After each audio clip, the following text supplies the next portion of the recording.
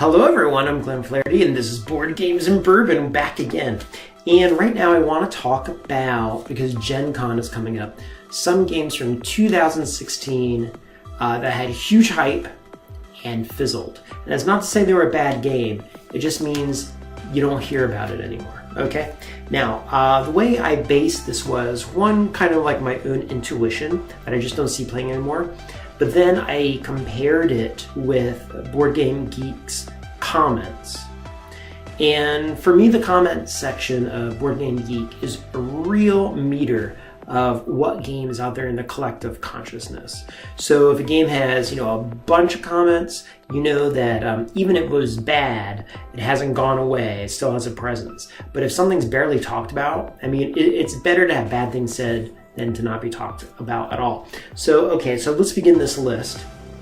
And for reference, Scythe has 3,100 comments, okay? Now, with that being said, I'm gonna go down the list. I'm not including this because this is really on the outskirts of well talked about and didn't fizzle. In fact, I still hear people talking about it, so I don't think it faded away at all. Seafall. Yes, it didn't get great reviews. The game about the ocean and the confusing rules. Seafall has 522 comments, 522, in compared to Scythe with 3,100.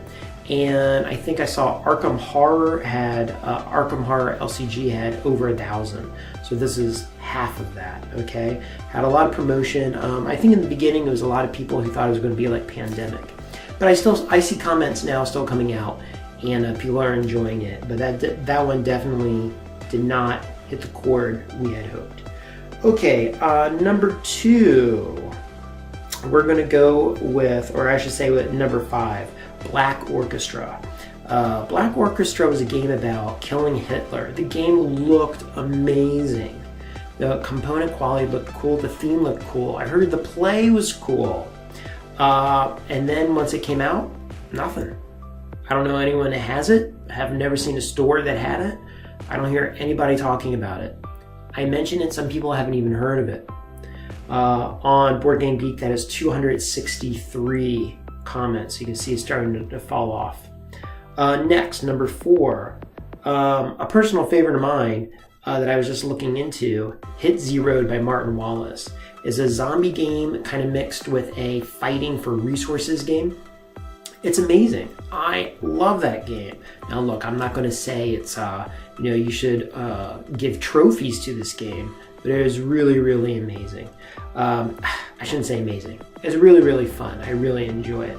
That game has 255 comments on it. Don't hear anyone really talking about it. In fact, I see it in discount bins almost all the time. I don't know why. I pull it quick and retrieve it.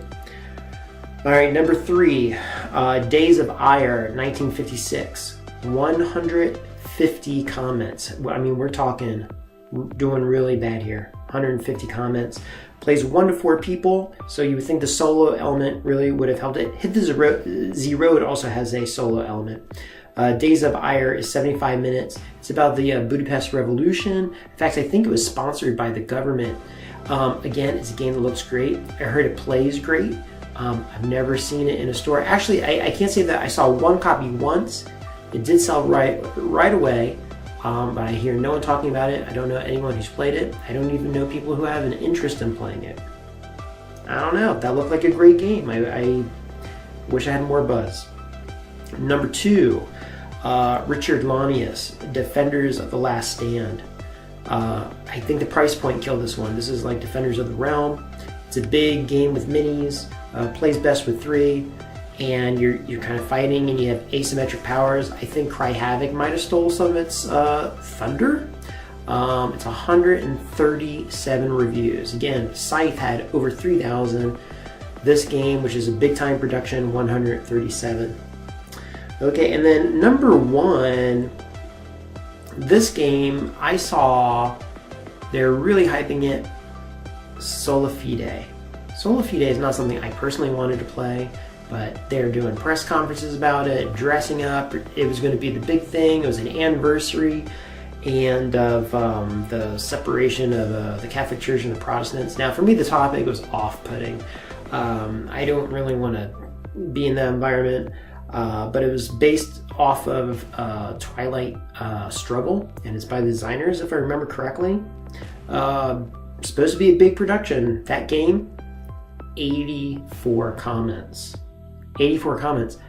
I review print and play games that have more comments than Sole Fide. So again, okay, those are the 5 that really fizzled. Honorable mention Seafall. 5, Black Orchestra. 4, Hit Zeroed. 3, Days of Ire 1956. 2, Defenders of the Last Stand, and 1, Sole Fide. Do you have any games that you think fizzled that I might have overlooked? I was really racking my brain here, but these came to mind as really nice productions that just didn't happen. Okay, talk to you later, guys. Let's see what GenCon 2017 has in store for us. Talk to you soon.